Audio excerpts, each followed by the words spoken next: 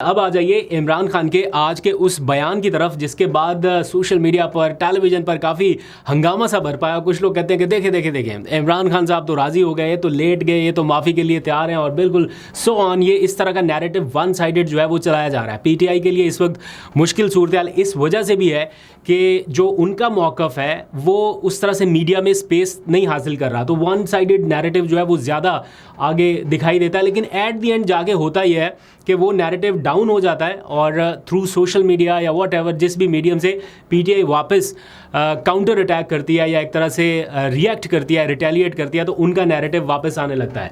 तो आज जो एग्जैक्ट हुआ है वो मैं आपको सिचुएशन बता देता हूँ, फैसला आप लोग कीजिएगा। मैं इसमें कोई एग्जैजरेशन नहीं कर रहा या कोई अपनी तरफ से बात नहीं डाल रहा, ये एग्जैक्ट वो बातें हैं जो सवाल जवाब के तनाजुर में आज हुई हैं। तो आप यूँ समझ लीजिए अडयाला जेल का मंजरनामा है, सहाफ़ी और इमरान खान साहब की गुफ्तगू जारी है। सहाफ़ियों ने सवाल किया इमरान खान साहब से कि हाल ही में होने वाली एक प्रेस कॉन्फ्रेंस में कहा गया है कि दूसरा फरीक 9 मई से मुताल्लिक माफ़ी के हवाले से अपने मौक़िफ़ पर कायम है कि आप माफ़ी मांगें और फिर मामला आगे बढ़ेंगे। तो जवाब में इमरान खान ने कहा कि हम भी 9 मई के हवाले से माफ़ करने के लिए तैयार नहीं हैं। हमारे लोगों पर तशद्दुद किया गया, पार्टी को इलेक्शन नहीं लड़ने दिया गया, 9 मई के मुतासरीन तो असल में हम हैं, इंसाफ हमें चाहिए। फिर वो कहते हैं कि अगर मैं 9 मई से डरता या मुझे कोई ऐसा होता कि 9 मई का इल्ज़ाम मेरे ऊपर आएगा तो मैं जुडिशल कमीशन के क़याम का मुतालबा ना करता, जो कि मैं कर चुका हूँ। फिर उन्होंने कहा कि सुप्रीम कोर्ट ने इस्लामाबाद हाई कोर्ट से मेरे अगवा को गैर कानूनी करार दिया। क्या इज़्ज़त सिर्फ एक फरीक की है? क्या मैं एक सबसे बड़ी सियासी जमात का सरबराह हूँ तो मेरी इज़्ज़त नहीं है? जिस अंदाज से मुझे गिरफ्तार किया गया, घसीटा गया, तो मेरे से माफ़ी किसने मांगनी है? फिर एक सहाफ़ी ने लुकमा दिया बीच में कि आप माफ़ी तलाफ़ी क्यों नहीं करते, इस किस्से को ख़त्म कर दें हमेशा के लिए। जिसके जवाब में फिर इमरान खान ने कहा कि माफ़ी वो मांगता है जिसने कोई गलती की हो, और उन्होंने पुरअमन एहतजाज को दहशतगर्दी बना दिया। मैंने कोई गलती नहीं की थी। साथ ही 9 मई वाक़यात पर उन्होंने मशरूत माफ़ी मांगने का ऐलान करते हुए कहा कि मैं तब माफ़ी मांगूंगा जब 9 मई के वाक़यात की सीसीटीवी फुटेजेस सामने लाई जाएंगी और सीसीटीवी फुटेजेस में ये साबित हुआ कि मेरी पार्टी का कोई एक बंदा भी जलाओ घेराव में मुलव्विस है तो मैं उसे पार्टी से ना सिर्फ निकालूंगा बल्कि माफ़ी भी मांग लूँगा। तो ये वो पॉइंट है जहाँ पर उन्होंने मशरूत माफ़ी का एक तरह से ऐलान किया कि अगर मैं कसूरवार करार दिया गया या मेरी गलती हुई सीसीटीवी फुटेजेस की रोशनी में या मेरी पार्टी का कोई शख्स मुलव्विस हुआ तो मैं माफ़ी मांग लूँगा। इसको फिर टीवी चैनल्स वाले जब एक तरफ से एक जुमला पकड़ के चलाने लगे कि माफ़ी मांगने का ऐलान कर दिया कि मैं माफ़ी मांगने के लिए तैयार हूँ, तो वो वर्कर्स के जहन में एकदम से गया कि ये कौन सी माफ़ी है और कौन सा नैरेटिव है और कौन सा बयानिया है। खैर, आजकल वैसे इतना वन साइडेड चल रहा है कि टीवी के ऊपर मुझे लगता है कि आप इमरान खान से रिलेटेड पर्टिकुलरली कुछ भी चला दें, कुछ भी एयर कर दें, तो जब तक लोग उनकी पार्टी के लोगों से एग्जैक्ट बात नहीं समझ लें या जान लें तब तक वो यकीन नहीं करते। और इमरान खान की भी यही ख्वाहिश या कोशिश रहती है कि वो जेल में कोई बयान देने से पहले या कोई भी स्टेटमेंट रिकॉर्ड कराने से पहले या इस तरह की कानूनी मामलात में वो तब तक ना करे जब तक या तो सहाफ़ी पास ना हो या फिर उनके वकला करीब मौजूद ना हो। तो ये उनकी एक अच्छी स्ट्रेटजी है जिसमें दूसरा वर्जन जो है वो सामने आ जाता है।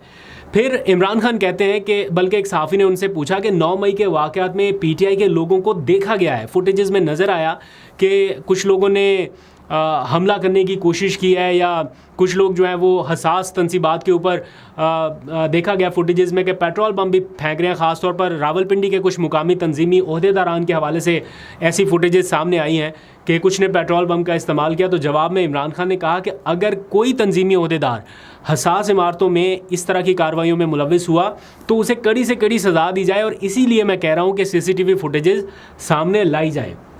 फिर इमरान खान ने हाल ही में होने वाली एक प्रेस कॉन्फ्रेंस के जवाब में कहा कि आपने हमें खुद नवाज शरीफ और जरदारी की करप्शन की कहानियां सुनाई। आपने कहा कि ये करप्ट है, अब इलेक्शन में धांधली करके उन्हीं लोगों को मुसल्लत किया गया।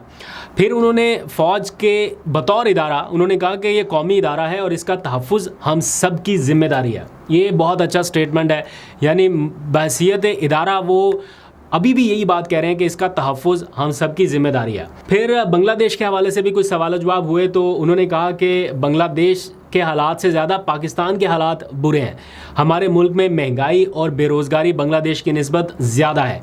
हम मुल्क में इंतशार नहीं चाहते। मैं मुल्क की खातिर बात करने को तैयार हूँ। 8 फरवरी को जब इलेक्शन हुआ मैंने कॉल इसलिए नहीं दी क्योंकि आवाम को कंट्रोल करना मुश्किल हो जाता और फिर सारी जिम्मेदारी हम पर आ जाती। उन्होंने कहा कि मुल्क की मईशत पहले से ही तबाह हाल है, इसलिए चाहता हूँ कि बातचीत करके रास्ता निकाला जाए। फिर सहाफ़ी ने उनसे सवाल किया कि आप तो बात करने के लिए तैयार हैं, लेकिन दूसरा फरीक नहीं कर रहा या वो नहीं मान रहा। तो जवाब में उन्होंने कहा कि कोई अगर बात नहीं करना चाहता तो ना करें, फिर मैं भी नहीं करूँगा। 9 मई को हमारे 16 लोग शहीद हुए, 3 लोगों की टांगें कटी, एक बंदा मफलूज हुआ, नुकसान हमारा हुआ, हमारी पार्टी का हुआ। तो फिर साफियों ने कहा कि आप उन लोगों की, जो लोग शहीद हुए या मफलूज हुए, उनकी फुटेजेस या उनकी तफसीलात क्यों नहीं अभी तक पब्लिक कर रहे, या पीटीआई ने नहीं की अभी तक पब्लिक। तो जवाब में इमरान खान ने कहा कि हमने उनकी माली मदद की है, हमारी सूबाई हुकूमत उनकी देखभाल कर रही है, लेकिन उन कारकुनान को पुलिस हुकाम की जानिब से दबाव डाला गया कि वो इस हवाले से कोई बात ना करें। फिर सहाफ़ी ने उनसे पूछा, आपने हाल ही में शेख मुजीबुर रहमान को हीरो करार दिया है, लेकिन बांग्लादेश की आवाम जो है वो शेख मुजीबुर रहमान के मुजस्समे तोड़ रहे हैं, पाकिस्तान के परचम उठाकर पाकिस्तान के हक़ में नारेबाजी कर रहे हैं, तो क्या अब भी शेख मुजीबुर रहमान आपका हीरो है? तो उन्होंने जवाब दिया कि शेख मुजीबुर रहमान से मुतालिक जो भी बात उन्होंने की है वो हमीदुर रहमान कमीशन की फाइंडिंग्स के अकॉर्डिंग की है, यानी उनका कोई अपनी इख्तरा नहीं है, जो हमीदुर रहमान कमीशन में कहा गया उसके अकॉर्डिंग उन्होंने ये बात की है। फिर इमरान खान ने कहा कि हसीना वाजिद जिस तरह मुल्क से फ़रार हुई हैं, उन्हें ख़दशा है कि नवाज़ शरीफ, आसिफ जरदारी, शहबाज शरीफ और बाकी उनके साथी मुल्क से फ़रार ना हो जाएं, इसलिए उनका मुतालबा है कि मुल्क से फ़रार होने से कबल मुझ समेत तमाम लोगों का नाम बशमूल शहबाज शरीफ, नवाज़ शरीफ, आसिफ जरदारी, मोहसिन नकवी, इन सब के नाम ECL में डाले जाएं, ताकि कल को ये लोग फ़रार ना हो सकें। वो कह रहे हैं कि मैंने अपना नाम भी इसीलिए कह रहा हूँ ECL में डालें कि कल को अगर मैं जेल से रिहा हुआ तो मैं भी मुल्क से बाहर ना जा सकूँ। फिर उन्होंने कहा कि हसीना वाजिद के वाक़े के बाद मुझे लग रहा है कि मुल्क में कुछ बड़ा होने वाला है। क्या बड़ा होने वाला है इसके बारे में उन्होंने नहीं बताया, लेकिन उनके जो आसपास करीबी साथी हैं उनसे जब हमारी बात होती है तो सितंबर का महीना जो है वो क्रूशल लगता है। इस तरह के हिंट्स आ रहे हैं, जैसे सितंबर में वो कह रहे हैं कि लॉन्ग मार्च हो सकता है टुवर्ड्स अडयाला जेल, डी चौक। हुकूमत के भी बयान आ रहे हैं कि कोई डी चौक की तरफ आया तो सख्ती से निपटा जाएगा, दूसरी तरफ अडयाला जेल जाने की बातें हो रही हैं। तो पीटीआई के अंदर इस वक्त क्या स्ट्रेटजी चल रही है मालूम नहीं, लेकिन ज़ाहिर बात है अगस्त के बाद सितंबर में जब ये अदालती छुट्टियां ख़त्म होंगी, केसेस दोबारा से अपनी पीक पे आएंगे, तो बहुत सारी चीज़ें होनी हैं। और प्लस ये सुप्रीम कोर्ट का फ़ैसला, इसके ऊपर अमल दरामद नहीं हो रहा। इलेक्शन कमीशन नज़रसानी की दरख्वास्त दायर कर दी है आज उसने, वो सुप्रीम कोर्ट चला गया।